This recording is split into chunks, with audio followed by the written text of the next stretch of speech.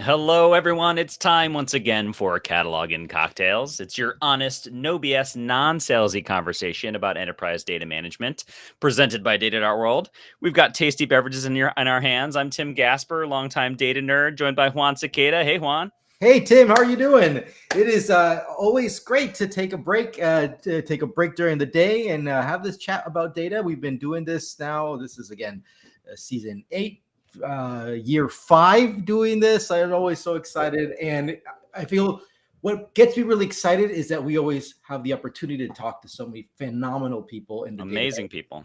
And today, finally, we get to have on the show Tiankai Feng, who is a data strategy and governance lead at Thoughtworks Europe and is the author of the brand new book, Humanizing Data Strategy. Tiankai, how are you doing? I'm great. Thank you so much for having me. I have been a fan of this podcast for a while, so it's really nice to be on there as a guest now. So thanks for having me. It's super cool. I know we met in person a while ago last year, I think in San Diego, and it's great to be able to continue having these conversations. Hey, so let's kick it off. I know just as a reminder with folks, 5 years into the podcast, so we've always been doing it live, and now this season we're gonna have to do some stuff pre-recorded. So we're gonna be still streaming this. You're watching us streaming live, right? Wednesday at 4 p.m. Even though it's pre-recorded. So that means that we don't have a cocktail right now. Honest, no BS, so no cocktail. But we can still talk about cocktails. I don't know. In the last couple of months, Tim, anything else you've discovered? Tiankai, what's your favorite cocktail mocktail? Well, I'm a fan of a good old mojito. I think I really just like the mint part of it. I mean, I like mint in everything, basically. That's kind of what I like about snacks as well. So basically, a good mojito would be my choice of drinks. I wanted to. I love it. I love a good mojito. Lately I've been doing a lot of whiskey cocktails, and I've been trying like different combinations of whiskey and different simple syrups and things like that. Lately, I think I found my favorite old fashioned, which is a pretty big update. Which is I've been using Woodford Reserved Double Oaked, and then I've been using Demerara syrup. And I've been using some special bitters that have some cardamom in it. And overall, I'm just like, whoa, like I just elevated my old fashioned experience. So that's my latest on the cocktail front. That's fascinating. I need to get more into like trying with the different syrups and bitters and stuff. I've been trying kind of a spin of an old fashioned with adding some Aperol. Make it even, and that's giving a bigger kick into that. I haven't tried that. Yeah, that's a good one. Try that. But all right, warm-up question. We're talking about humanizing data strategy. What other things do you think need to be humanized?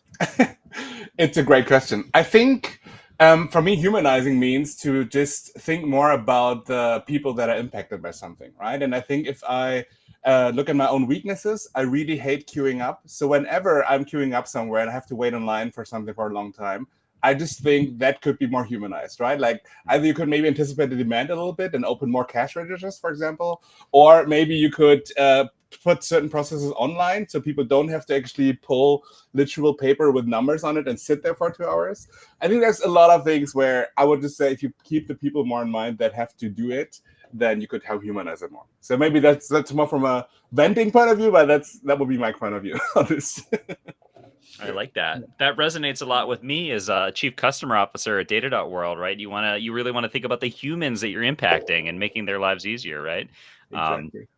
Maybe I'll answer this question in a slightly non-business way, which is like I think we should humanize our politics more. We're in the middle of election season, right? And sometimes it's us versus them, and it's about the policy and this and that, and we have to remember that it's about the American people. So hopefully that's something that we can humanize more as we go forward. And I'm going to take a completely different spin, and I think in places where humans are, that we are we spend too much time on our phones. So the thing that I do all the time, if I walk into an elevator, everybody gets in and then they pull out their phone. And I'm like, I catch myself doing that. I'm like, no, I'm going to stop and I'm going to just stare at nothing. Not even, I can wait 10, 20, 30 seconds, a minute, and not even have to look at my phone. So, and then hopefully you actually start conversations with people in the elevator. So yeah, but often you don't even have reception in the elevator, so I don't actually know what the people are doing, right? So they're probably not online then. Right. People just don't want to talk, right? So they're like, exactly. All right. All right, let's kick this off. Honest, no BS. What does it mean to humanize data strategy? Yes. So I think my starting point is that when people talk about data strategies, they always talk about people, process, and technologies, right? So the classic triangle. And we all know that the technology part is very well discussed, and there's a lot of tools out there and solutions that can make things work. And the process part is, I think, by nature understood by everyone that you need to define processes. But the people part, I feel like, is always on the surface discussed as important, but that's it. Like, it doesn't go into more of the practical detail or what to actually do about it. They just say change management is important, do it properly, right? Communication is important, do it properly. And there's no way to make it a bit more specific for people to actually apply it.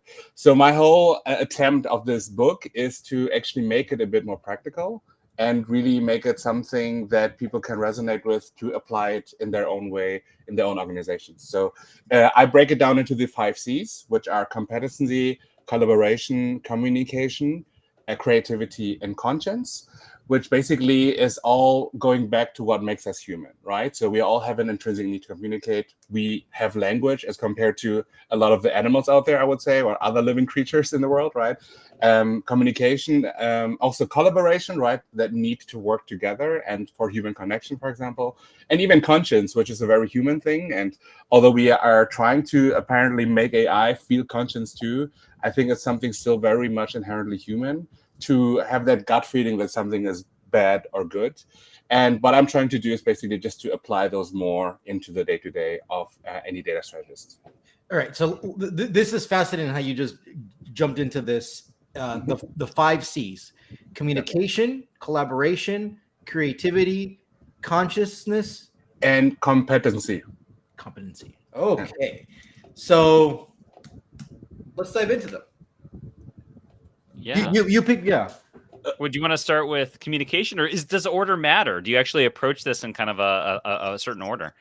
Yeah, I mean, I did start the first C in the book with competency because I feel like this is the one topic where it should be actually the foundation for the other 4 C's to work, right? And competency, I think I do describe data literacy and data fluency as the concept that everyone is important. But I know also that you two actually love to talk about it, that I feel like only talking about data literacy is a little bit one-sided because you want data people also to get the business acumen and the business knowledge to actually be able to build that bridge, right? Just sitting back and hoping that all your business stakeholders get more data literate is not going to work, but you need to build that bridge actually to also understand the other side more. And also within competency, the idea is that we should encourage people to get upskilled and to be able to apply what they learned, and not only attend webinars and kind of go to conferences, but give them that space to actually apply and to try out things, to basically see if it works and how it can work in a different way. And lastly, also, it's basically about career steps and job rotations as well, right? That if you give people the opportunity to grow, and then you cannot reward them with like the next career step, or jumping between different departments because of what they learned and what they achieved, then very quickly you kind of lose those talents again. And then all of the effort you made of building that data competency or like the business competency, you're losing again. So think about it more holistically, how you want to basically encourage competency and then also reward it. Basically. This is really interesting on this competency, especially on the part of growth and education. And I want to bring up, I was having a chat the other day with Omar Kajwala, also former guest, and he was talking to me that, look, when you're doing all this training, you have to be very careful because you're like, oh, let's train, let's give everybody education because that's a great thing. But then you're like, wait, if I'm giving people all this education, but they don't have a way to go try it, they're like, I just spent all this time, so what?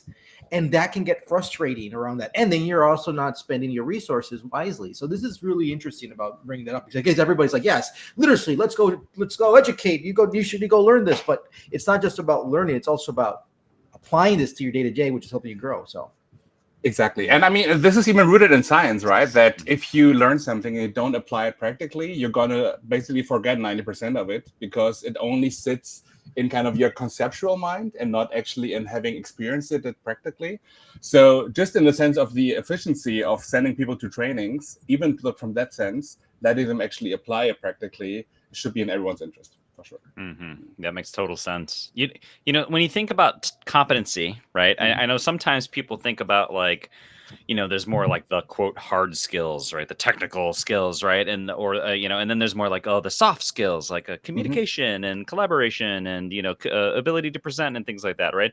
Obviously in your 5 Cs, you have some of those Cs that focus more on like the communication, the collaboration and things like that. Do you think of those as sort of these quote soft skills as being separate from competency? Or do you think of competency being the combination of the hard and the soft skills? And do you have better words than hard and soft? Because I've always hated those words. Yeah, I don't like talking about hard and soft skills either. But I do think that it's actually the combination that fits into competency. I also, for example, write about how you have to wear different hats as a data professional. So the idea is that even if your role is defined with specific responsibilities and specific tasks you have to do, you have to act and behave differently in different situations, right? Like, for example, sometimes you need to be a detective and you need to ask hard questions to get to the root cause of a certain data problem, right? Sometimes you have to be a negotiator because actually you have maybe some kind of a clash of priorities. So you need to find out how you actually can negotiate towards the one common goal with your stakeholders and to do it. And some other times you need to be a therapist, right? Where actually you need to just listen very clearly to the other person's pain point, empathize with them, and then go into it, and then thereby gain their trust. So in many ways, I think like competency of being able to wear those different hats and to know when to behave in certain ways to be the most successful data professional, so to say. I like that. One last question on competency before we kind of move to some of the other C's is that, one thing that I find difficult as like a hiring manager is trying to determine the right competency through the hiring process. Do you have any thoughts and tips on like how to identify the right competency early versus find out maybe too late? Yes, and I think the greatest challenge there is that many of the applicants and talents are probably already prepared for certain generic questions when it comes to this. Like, right, for example, tell me about a time when you solved a conflict. And then if people probably already made their homework, they're just going to tell you a story which might or might not be real, right? And then you still don't know if that person is or not in a conflict. I actually realized that to be more specific and to catch those people a little bit more off guard, to get the more authentic answer, is to give them a scenario and to ask them how they would behave in a scenario like this. That is very specific, because then they have to actually change their mindset towards that scenario and cannot give me this generic answer, but something that fits like it, right? So, and that might be that, for example, somebody is reporting, 2 different teams are reporting on the same KPIs, but the dashboards show different numbers. Now the C-level people are really angry. You are working in data governance. What are you going to do about it? This is about financial P&L statements, and it's a really high stakes environment, right? And then basically see how they can actually adapt to it. Those people that actually have experienced it, they can pretty much transfer their existing experiences and skills to that situation. Those that only know it theoretically or haven't thought about it, they're going to struggle, right? They don't know where to start. They kind of just like say a lot of it depends and not sure and these kind of things. So yeah, I think it's more about the way of questioning and to make it more specific that you can kind of get a little bit under the skin of the people. Yeah. Yeah, that's interesting. I love that. I've found that to be useful in some cases as like, oh, hey, here's this scenario or here's this situation. Like, how would you respond to it? And then you throw in some curveballs to see if they really kind of know the edge cases, right? Oh, that's a great suggestion. I have to say that an honest, no BS thing right there is like, well, if you warning signals is you get a lot of it depends, right? It's like exactly. Exactly. Ooh, okay, that's a good one right there. Okay, so after competency, what's the next one? I would say collaboration, right? Okay. We can talk about this. And yeah, maybe one of the key statements I'm trying to make is that we talk a lot about specific working models like service or self-service right now in the data space, right? So basically, do you have a data team that is doing all of the work for their stakeholders? So they're like a service function, or you want to do the opposite and you kind of want to decentralize all of those skills, enable a platform, and then business teams are self-servicing their own things. In any of those setups, though, you still have people on both ends, right? We talk about data platforms, but you always have a data platform team and a data platform user team. So they are still people talking to each other. And what I'm trying to say is that no matter if you go for service or self-service, there's always going to be a mismatch of expectations, because it's always going to be wanting more from the other side, right? I want more of your service, or I want more self-service features. This is not enough. It's never going to be completely solved. And to basically soften that conflict and reframe it a little bit, I'm proposing to talk about co-creation instead, right? To say we do actually have responsibles together to achieve something, and we both have clear contributions to it, but we have a shared goal, and it's not your goals versus my goals, but actually we do want to achieve the thing together.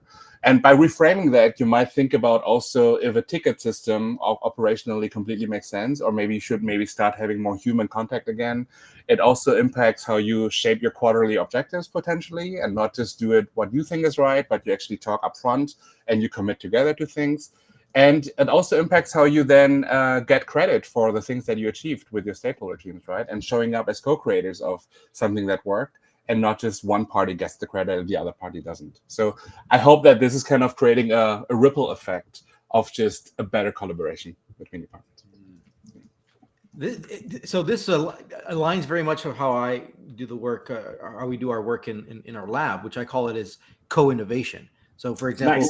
So it's, I mean, we are at Data.World, I lead our lab, and it's all about, we want to go do new, unique things, right? Push the barrier of what we do in our platform, in our industry, but not just by ourselves and kind of like in a corner. Like, we want to be always working with our strategic customers to understand, Yes. hey, what are you trying to go do? You tell us how we should push us, and I also want to push you, and we kind of find some middle ground and say, like, this is actually valuable for you. We're doing something innovative and for the industry and for us and everything. So I always talk about the co-innovation. I really like this notion of co-creation. I think that's a good a t-shirt there, Tim, going back to our nice. like data, it should be like data people teams or data people teams should be it's all about co-creation. Yeah, so, people first is about co-creation. Yeah. No, I like that. Yeah. One other thing that I think is important, obviously, around, so you mentioned the softening the conflict, really working together on the collaboration that helps to manage the expectations better. One other area that I see be challenging with data teams, but it's also hard for product teams. It's hard for lots of other teams. Is the it's the trade-offs, right? And when it's more of a service style organization, it's more like, hey, I open a ticket, and I want that ticket to be served, right? Whereas as we all know, right, there are limited resources, there's limited time, and so you have to make trade-offs about what's going to be prioritized or not. Do you find that like the co-creation mentality helps with managing those kinds of trade-offs as well? I absolutely think so. I mean, I do get the benefit, and I do appreciate the benefit of ticket systems, because you need to be able to efficiently deal with all of the tasks. You manage them, you kind of prioritize them, and you do it. But in many cases, it's seen as a replacement for the human contact that is around that, and for putting the context around it, right? And unfortunately, those ticket systems then dehumanize actually things, because stakeholders who created the ticket, they don't see any person behind it. They just want that and quickly getting the results. So you don't basically talk about motivations or details or any contextual information anymore. So basically, I would say that a ticket system is important, but if you can create some human contact around it still, and make sure that you understand that they are human beings, both sides, who are actually working on things, and that communication should still just through ticket comments, so to say, then I think that can at least enable that right mindset about creation more. Well said. Well said. We're not just a ServiceNow or a Jira monkey, right? We're Exactly. humans. Exactly. I love this. You want to have that communication, but not just through comments, right? So it's, and you just add passive aggressively the other side. Yeah, please still expecting the answer. Exactly. Yeah. Oh. All right. Collaboration. What's next? Communication is the next one. So cool. Yeah. I mean, yes. So I would say for communication, and I put that really in the context of data people being often misunderstood by the business, what I'm basically suggesting is that although business impact and articulating what the impact on the business is important, right? Like gaining more revenue or saving costs or like avoiding risks. But in many cases, to actually get the proper buy-in, you need to address the intrinsic motivations of people as well, no matter if it's C-level or the operational people. And that means that besides the organizational framing of the value, that thinking about the personal reward as well of a value can also be really strong. So, for example, let's say that the business impact is higher profitability, right? And then the middle ground is more about, let's say, a higher productivity. And for a personal reward, a few people have to spend less time manually cleaning up data once per week, for example, right? For them, what counts is that they are so tired of just cleaning up the data over and over again because they don't know how to fix that problem sustainably, that they actually just want to spend their time doing something more exciting, right? And let's say now we save them 4 hours per week to actually not clean data anymore. For them, is more important than knowing how much money it's saved on the overall business impact and how many dollars or euros is basically saved. And I feel like if you can frame it both, so you tailor your communication not only towards business impact, which nobody can deny, but you also do it personally to certain audiences, then you actually get the intrinsic buy-in, not just the undeniable, I have to follow the business goals buy-in. And that should create a more sustainable buy-in, let's say, and commitment from people. That's very humanizing, I like to say. Thanks. Because it's like, yeah, we live, I always say this, right? We live in a capitalist world. We need to be able to, like, our goals are twofold: make money, save money, and then the third one I'll ask is like mitigate risk, which the risk is going to be about how you like avoid so anyways. So but like, as a hard cold capitalist, like, there's still people, right? At the end of the day, right? Let's remind ourselves that companies, organizations are a human endeavor. They're human beings who get together because they have a shared goal that they want to accomplish.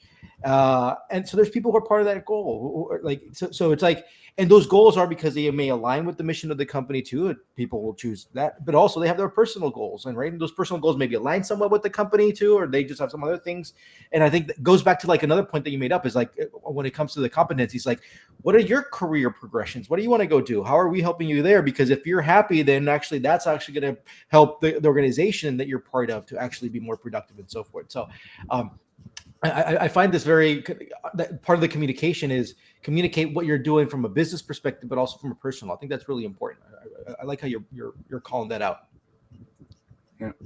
Is there a difference in the advice you'd give around communication, or the guidance you would give when you're talking to a leader of a data organization, a CDO or VP or something like that, versus an individual, right? You're a data engineer or a data analyst or someone who's just trying to do your job, right? Does the advice around communication change, or is it the same?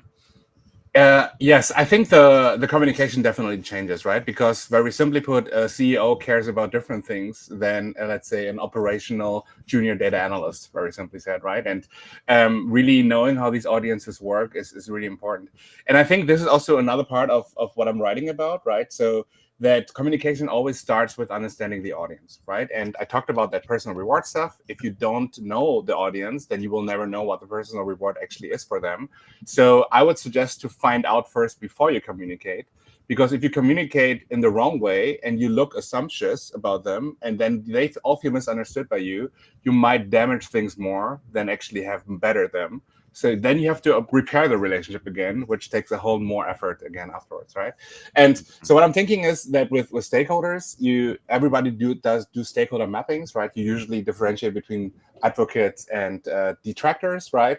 But I think there's even more to that. If you think more about them with different persona types, like, for example, I talk about thinkers versus doers, right? There are people that love to think, but then they don't want to do anything, or they do a lot without thinking it through, and then it's too late to do it. And there's a lot of people in the middle too, right? But thinking about the different audiences you have and stakeholders, how they are in that matter helps. And the other side is also skeptics versus believers, right? You have always people that from very beginning hate everything new first, and you have to convince them. Other people jump right on board. They love everything that's new, and then they might see it a bit more critically afterwards. But basically using different narratives for those different personas is important. And first understanding them and then sending your message, whatever you want to talk about, I think can make things really better. That is fantastic advice, and I see two dimensions to kind of the advice you're giving here. One is understanding your audience from sort of a more structural level, right? Like, what is their role? Even what is their personality? What is their kind of, do they gravitate towards skepticism or enthusiasm, right? But then another is like, another level is literally, what are your goals? Like, what are you trying to accomplish for yourself, for your role, for the organization? And it's different than me. I think one thing that I think we don't do enough of as, both data professionals and just broader professionals in general is, we always feel like we need to go into meetings and things like that with an air of like, I have all the answers. Like, you can be confident in me. I know everything. Right. And, Yeah. the number of times that the person who called the meeting does more than 50% of the talking in the meeting. Right. Versus starting a meeting with questions like, hello, before I go into anything, hey, Tiankai, I want to ask you some questions. What are your goals? What are you trying to do? Tell me more about you, right? Like, we need to do more of that.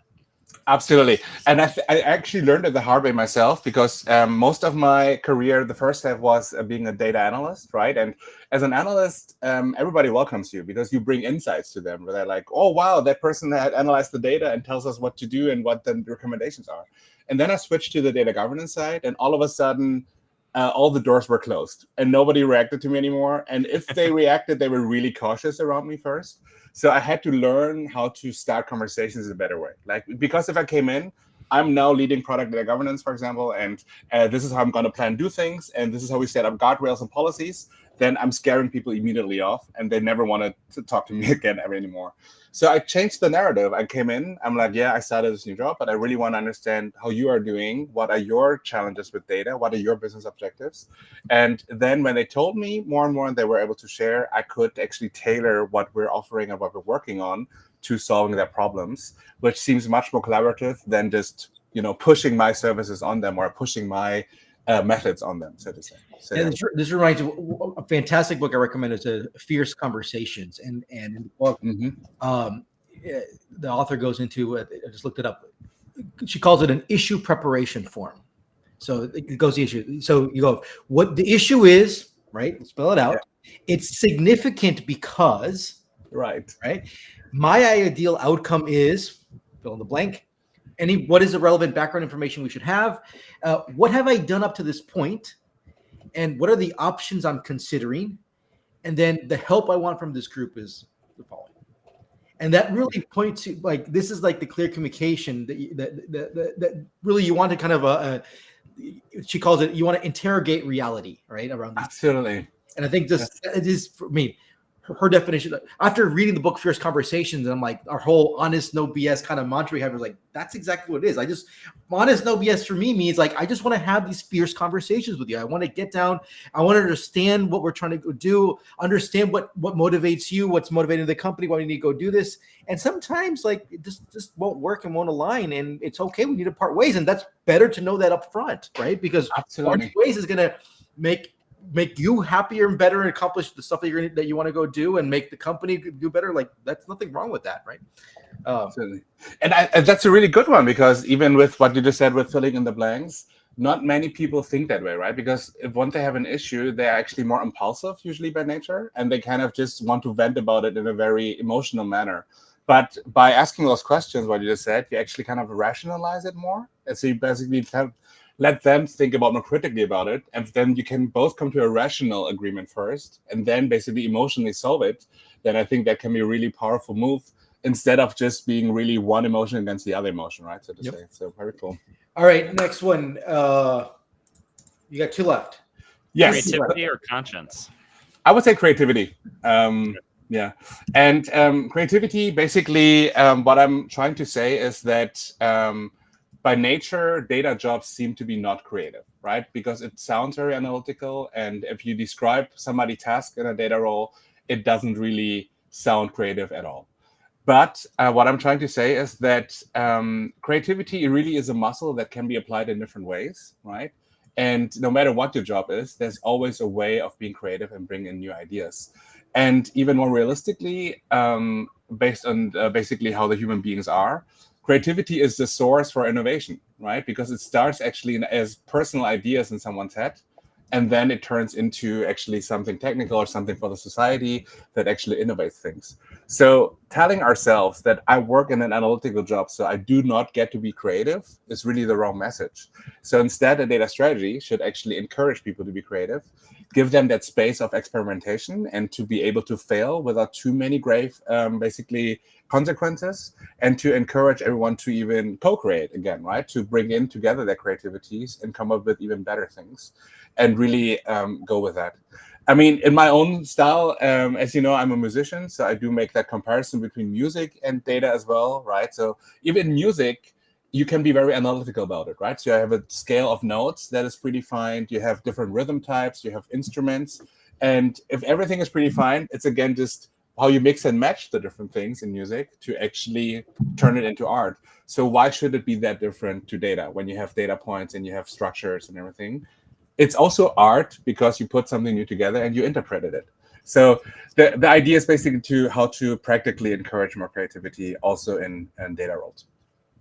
Interesting. I feel like that could be tough sometimes in the data world, right? Mm-hmm. Because there's a very strong, to your point about sort of the perceptions of the professions around data, that there's sort of like a right and wrong answer for everything, and certainly there are things that you can do that are pretty dumb, and you shouldn't do those things, right? But like, Right. it's not completely open ended, but are in general, do data people kind of think too rigidly about things in their field? I do think so. I mean, I'm getting often the question, I want to be more creative. How can I get started? Is usually when other data people ask me. And my answer is always think about something in your day to day where you feel like there's some optimization potential, right? It might be like a daily routine you have, it might be a certain SQL code that you're writing, it's anything. And the moment you start reviewing it and you just bring in new ideas on how to make something better, you are already creative. You're already making the effort of thinking how you can bring new ideas to make things better. And basically, this being really practical can lead you to identify more opportunities where you can be creative, right? And over time, ideally, people realize that there's a lot of ways how you can be creative and how you can bring it more in, and how it then actually converts into innovation that has then also an impact on the organization or on the society. I'm listening to the book The Rational Optimist, Mm-hmm. and it's I'm just kind of starting it right now. I'm on chapter 2, 3, and it's all about like kind of where innovation comes from, and innovation comes from again having so many different people Yeah, coming together, right? So exactly. it's like, and there's like, why are these? I mean, we've seen so many different type of like groups of people who are like in Australia, right? And the Aboriginals, like, but they didn't interact with so many people. So when people came out, that they realized they didn't have all the different types of tools that other people had already done in so many different places. So it's like that creativity and innovation fosters. Talk about co-creativity, right? Co-creation, co-innovation is because you have the people part involved in it. People are talking about that stuff, right? So you really need to encourage that. So I like this notion. This is I'm really excited about the last one now because this has been really you have a really nice flow around this, Yeah. and what I'm enjoying about this is that a lot of it is kind of like those quote unquote obvious things that are like, oh, that makes sense, I never thought about it, but it's like somebody had to put it down and put it down on paper and have this conversation. So Obvious but easily forgotten. yeah, Exactly. and then, yeah. Yeah, I actually literally, I think in the last chapter of my book say that none of what I said is particularly groundbreaking, but I should be just holding up a mirror and maybe ideally show you what things you're doing well and what things you're not doing well too much, and give you a little bit of a practical inspiration to do some things in a better way. That's basically what I'm saying. So I think I'm very conscious about this, that it should feel all natural because it's all based on basically human behavior, right? But it feels like people do need a reminder to basically, beyond all the capitalism that you described, right, to also think about how to be a human being. Yeah, if it's obvious, why aren't you doing it, right? So Exactly. I think it's a call to action. So Yeah. tell us about conscience. What's the role of that in all of Yeah. this? Basically, conscience, in a very nutshell, I would say break it down into why optimism is important, and how you have to use your human judgment and your critical thinking, and how it's everyone's responsibility to apply that. And first, optimism is about that if you really want to make better changes for the world in terms of data and AI, for example, then you need to believe that things can get better, right? So it's really like a foundational thing. And in psychology, you have that concept of basically active optimism, right, versus passive optimism, which means that you actually make sure that it's the best possible scenario, and you contribute to it becoming the optimistic outcome that you want to have. And this is what we all need to do when it comes to data and AI. And particularly because there's so much hype going on around AI, right, that we all have seen the public failures of certain big companies who have been doing bad things with it, or things that were really embarrassing, right? That basically, if all of us, we might not be AI experts or AI developers ourselves, but we all have the opportunity, and I would even say the mandate, to give feedback if we see things are not going well, right? There's always somewhere a feedback mechanism. If we think something is wrong or something is going in a really bad direction, it's our mandate to actually tell the responsible people that something should not happen this way, and it should be better. And it might sound counterintuitive, but that means also that right now we are in this phase where human oversight is still a bit more needed. Although we want to automate more and make AI more autonomous, but we cannot really afford for the human to be out of the loop right now. So to have the human in the loop with the right critical thinking and human judgment is really important. Mm. I think that's super well stated. And two things come to mind is one, I think when people think about human in the loop, they tend to think about it more from the context of, well, what if it's inaccurate? And I want the human there to help it with its accuracy, right? I think that's Right. maybe the current paradigm. I'm sure we'll grow out of it. I happen to be an optimist, maybe an active optimist around AI. Yes. Mm-hmm. But there's a whole nother dimension to the human in the loop, which is the human conscience to be part of the judgments that are happening with the Exactly. AI, right? And then the second thing that comes to mind is I think of Gandhi's quote, right? Be the change that you want to see in the world. So it sounds Yes. like you're kind of talking about that here with active optimism. Exactly. Yeah, I just put this in bold. This is a T-shirt. We can't afford for the human to be out of the loop. Oh, nice. Yeah. That's a great quote right there. And I think we always talk about it and so forth, but like right now is a big moment. And I think what you really talked about, all these different C's here, kind of leads us to that. It's like humans are going to be involved in all these parts. And even though, as a computer scientist, I remember I grew up being taught, it's like, oh, computer science is all about automating, right? Automations, right? How to do things faster. And I grew up saying, oh, that human side, the computer human interaction, that's somewhere else. That's not real science. I'm like, but now I realize like that's the most important part. I remember the HCI folks are the ones who are telling me is like, those computer scientists, you like easier problems because you don't like to work with humans because that's complicated, right? So, but before we get to our lightning round, any final thoughts before we go to our lightning round? And also, please, how can people find your book? Yes, I mean, so my book is on Amazon, on the Technics Publications website, and I think everywhere else you get your book. At least in Germany, I know that people can go to our local bookstores and order it. I tried it myself just to see if it works, so it did work. So I think everywhere we get your books, you might have to order it specifically, but you can definitely get it online and offline. Perfect. Well, let's kick it off and let's go do some lightning round questions, which I haven't even seen yet. So Tim's been working on them. So here we go. Okay. Number one, people, process, technology. Do companies know they need to focus more on the people part of the equation, but just don't know how? Or they don't really even realize people need to have that focused?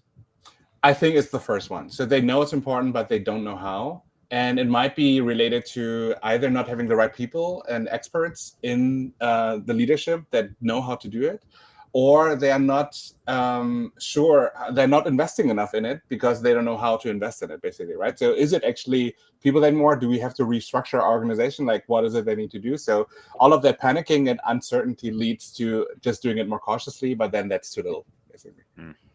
That's fair. That makes sense. Second question. Who are more skeptical, data engineers or data governance people? Wow, that's a great question. Like, those are probably the most skeptical data professionals. So I don't know who actually wins in that equation, to be honest. Because I mean, both have probably experienced a lot of bad things. So I don't know who actually is more skeptical. I would maybe answer it the other way around, that I hope that we can turn the skepticism into just avoiding certain failures and problems in the future, and use it to accelerate solutions to be more optimistic, so to say. Myself, having been in data governance, I think that I'm even a rarity that I'm still so positive and optimistic myself, having experienced all the resistance towards data governance that I've experienced. But it's really, it's important to believe that things can get better. Otherwise, you might as well give up, right? So I think that's great advice. And maybe we've got an episode that we need to do coming up, which is called The War of the Skeptics, data engineer versus data governance. That's a good one right there. All right, next one. Of your 5 C's, which one is most lacking in organizations? The biggest missing piece? Is it conscious? Is it? I would say it's conscience, but not because people think they don't have it. I think it's not prioritized and cross-functional enough in many ways. So what I'm saying by that, right, that if you think about human oversight, there might be like a AI data product owner or something that is overseeing things. That is one human in the loop, but that is not enough. In many cases, you might need somebody from legal, you might need somebody from human resources, you might need ethics expert to also go in there. And that, I think, has not been realized yet, to know that there's more implications than the technical implications. You need people that actually understand society implications and human implications too. And so it should be a bit more cross-functional than it currently is. So people who understand societal and people aspects. I love that. All right, final lightning round question. Does it help to humanize data strategy and work more generally if we're willing to drop our guard more and be more personal and raw in the workplace? Or is that pretty risky? I would say yes. It can make things better, but you cannot request people to do that, is what I would say, right? That itself saying you have to be more vulnerable in the workplace is not a nice request of someone, right? But if people decide to role model it based on their own intrinsic motivations, as a data leader, for example, and you show your team members that you can be vulnerable and you can be more open about things, then that is sending the right message. But you cannot basically enforce it from people to do that, right? So in a way, it's a little bit of a paradox. But I would wish that people would feel comfortable and safe enough in the workplace to be a bit more vulnerable and open. For sure. Oh, very well stated. It's not something you can enforce. It's not a policy or a process you can put in place. If you create an environment where people can be vulnerable and feel safe, and you model it as a leader, that's the key. I love that. Exactly. Yeah. All right, takeaway time. Tim, take us away with takeaways. Kick us off. Oh my gosh, so many good takeaways. I'll try to keep it to just a few. So usually you said when we started off, right, we asked you like, honest no BS, what's this whole humanizing data strategy thing, right? And you said usually people talk about people, process, and technology, and the tech's pretty well understood with all the vendors and the solutions that are out there. We love to talk about tech. Process, even though it doesn't get as much spotlight as tech, also gets, it's decently understood. We know how to approach various different processes, right? We can always get better at that. But the part that is least discussed and the least effectively implemented is the people part of the overall equation. And you mentioned that people will say things like change management and, communication, and you got to do it properly. Make sure change management is like a sentence in itself. You could just say change management, period. And people go, oh yeah, change management, right? Yes. But like, well, how do we do that, right? You can't just say the phrase.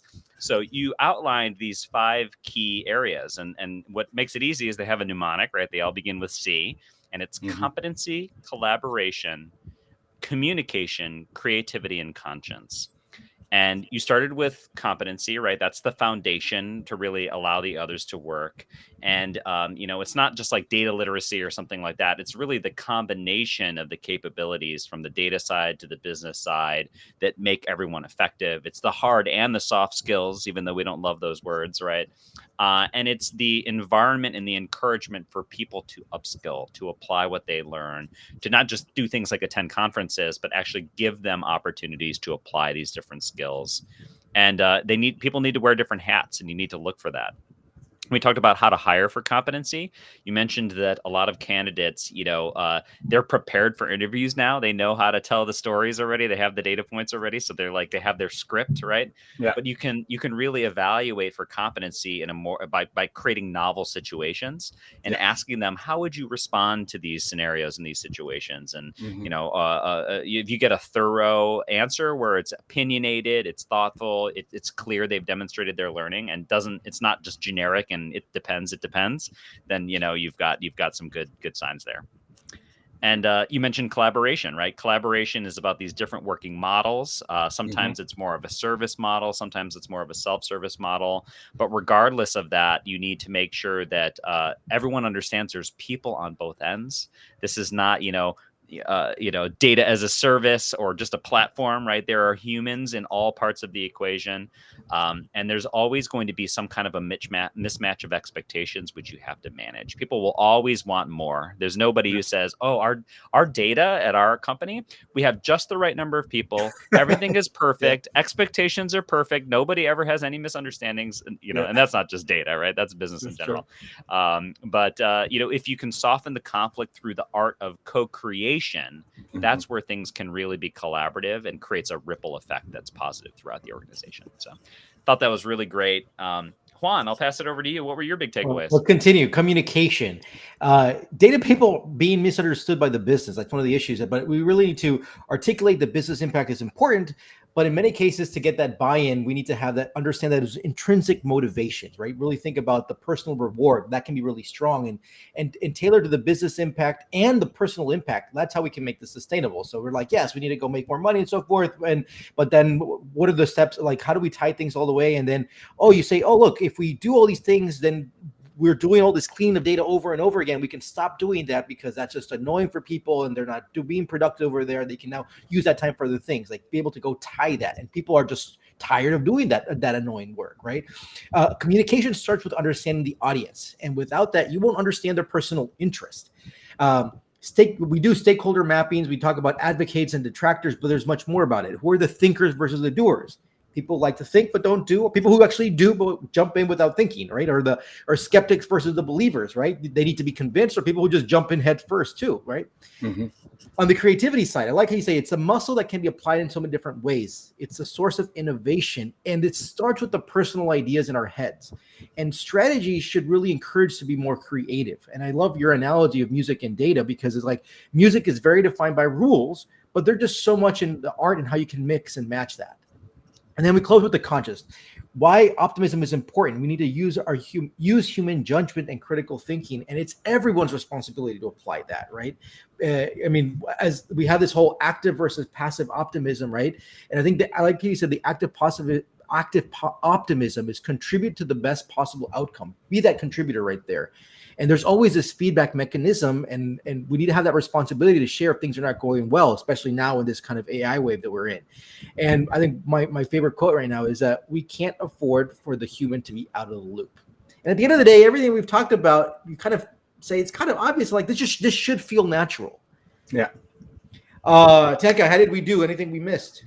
No, awesome. No, super good wrap up. Yeah, no comments. Everything's perfect. All right. So to wrap up, we got 3 final questions to you. What's your advice? Who should we invite next? And what resources do you follow? Yes, I think the advice is pretty much in line with everything we just discussed, but I would, in a nutshell, say just try to be more empathetic in your day-to-day, right? No matter if it's at work or at home. But I realized also with 2 little children at home that I'm a role model for them. So how I behave in public and how I interact with other people, if I can show them how empathy is leading to the right things and to the better society, let's say, then this is, I think, really nice. I feel like because of technology being thriving right now, that people hiding behind screens, it's taking a little bit away from empathy. But I would just encourage everyone to hopefully still imagine people behind screens that are actually humans, to actually just relate to them a bit more. Well stated. Even us behind this, virtual box here and coming Exactly. into your headphones, we're all three of us are humans too. Exactly. The second one was who should get invited, right? Yeah. Mhm. Yeah. I would say actually, just representative of being in the German region here from Europe, I would have two people from Germany who might be good. One is Marco Geuer. He's a data strategy expert as well, and Jonas Raschedi. Though they are pretty, I would say, present in the German data management community, but I think they could deserve that space also on a more international Fantastic. stage. So, yeah. Thank you for calling them out. And then what resources do you follow? Yeah, I mean, I think I follow the usual conferences that there are, right? CDOIQ and the Dataversity ones, Enterprise Data World and Data DGIQ, etc., etc. I like the ones in Europe. We have some specific ones like Big Data London coming up, or the Semantic Layer Symposium. All these kind of things are good. Overall, I like to read books. I feel like the two recent ones I read, one is AI and the Data Revolution by Laura Madsen, which is really cool. And the other one is called Microsoft Data Management Strategy from Alexis Plotnikovs. And it's really an interesting one because he actually talks very in detail about how he basically built up data management from scratch for Microsoft, within Microsoft. And seeing like such an honest and detailed depiction of from within an organization that everyone knows is really new to me, because so far I've seen only many anonymized, and I myself only anonymized my stories too, right? But seeing that actually in action was a really refreshing read. Oh, That is fascinating. Yeah, I'll have to check that out. Yeah. And then thirdly, everyone needs to read Humanizing Data Strategy. So Yeah. grab your copy. Well, with that, Tiankai, thank you so much. We really, really appreciate you being on the show. And as always, thanks to Data World who supports us and lets us keep doing this on year 5 now. And everybody, go get your copy of the book. Thank you so much, Tiankai. Thank you.